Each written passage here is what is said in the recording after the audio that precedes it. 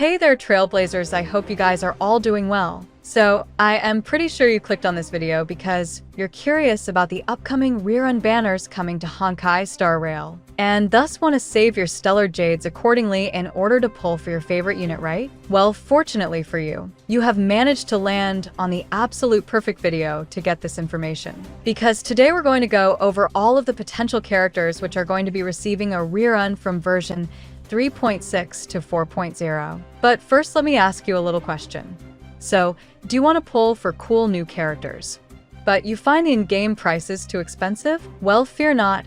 Lootbard GG is the best top-up platform for all your gacha spending needs and provides a huge 25% discount compared to the in-game prices. Lootbar supports many big games, which includes Honkai Star Rail, Genshin Impact, and even Zenless Zone Zero. Let's try to buy the 3281 Rikshard pack for $39.60, which costs about $50 in-game for comparison. All I have to do is enter my server and UID, and my purchase will be sent to my in-game account. After just waiting under a minute, I received my Shard Pack top-up. Additionally, Lootbar also has tons of positive reviews and cooperates directly with official Hoyoverse routing partners, making it very safe and secure. All you have to do is click on my link in the description or in the pinned comment to sign up and get an additional 10% discount today. Before we begin, let me just give you guys a quick little disclaimer that all of the information presented in this video is taken from various different sources, as well as my own personal speculation,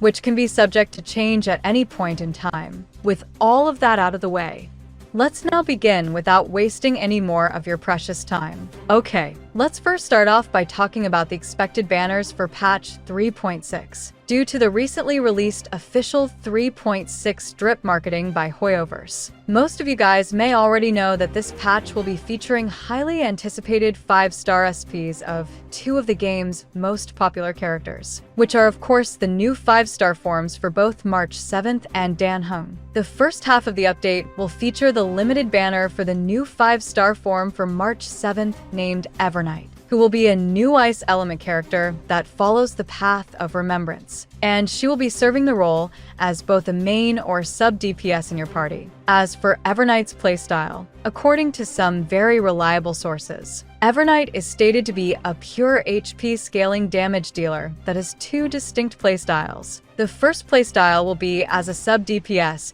when paired with other HP scaling damage dealers such as Castorice, which will be available right away with her release and will be her best team at launch. While the second playstyle will be as a main DPS hypercarry when paired with her future best in slot support Cyrene, which will only become available when Cyrene's limited banner releases in patch 3.7 and will become her best team from then on. While Phase 2 of the patch will feature the new 5-star version for Dan Heng called Dan Heng Paramensorterai, who will be a physical element unit that follows the path of preservation, and will likewise be serving the role as a defensive sustain on your team. As for his playstyle, according to new information from some reliable sources, using Dan Heng's skill will give a character shield to the entire team similar to characters like Aventurin. Additionally, he'll also be able to grant a special buff to a single teammate that allows them to summon the dragon that you see in the recent trailer for version 3.5. And the unique thing about this dragon is that unlike all of the other types of summons currently present in the game, the dragon is actually considered as the teammate's summon rather than the summon of the user, which means that if Dan Heng himself either dies or is temporarily out of the battle when using certain abilities such as Phaenon's ultimate, for example, the dragon will still remain active on field, as it'll be considered the teammate's summon rather than Dan Heng's own summon. As for what the dragon actually does, pre-Dan Heng ultimate, it is said to provide a small support buff to the targeted ally, but is unable to attack in any way. However, after you use the ultimate, it'll then be able to slightly attack the enemies, dealing an unspecified amount of physical damage. Moving over to the potential rerun banners for this update. While we currently don't have any concrete info related to the characters that will be rerunning during this patch as of now, but going by the limited info that we do have, and also some speculation in the community. Castorice is very likely to be receiving her first rerun alongside Evernight during the first phase of the patch. And this is because both units are specifically designed to have strong synergy with each other when paired together in a team, meaning that Hoyo is very likely to pair their banners together in the same phase in order to incentivize players to pull for both units. As for the rerun character in Phase 2 of the update, this half could feature any random character that either hasn't gotten a single rerun or hasn't gotten one for a long while, which could feature characters like Mighty Eye, for example, or even a Venturin. So that's basically all of the info that we have received related to the expected character lineup for version 3.6. Next up, let's now move on to the expected banners for version 3.7. Unlike the previous patches, only one new limited unit will release this time around instead of the usual 2 per patch that we are usually accustomed to. And the character I am talking about, of course, is the highly anticipated Cyrene, who will be an ice element character that follows the path of remembrance and is said to serve the role of a support unit on your team. As for the potential rerun banners during this update, as a result of this patch featuring only one new limited character this time around, all of the other characters featured in this update besides Cyrene will likely be reruns of previous units, which could include reruns for characters like Rappa in the first phase of the patch alongside Cyrene's limited banner. While in Phase 2 of the update,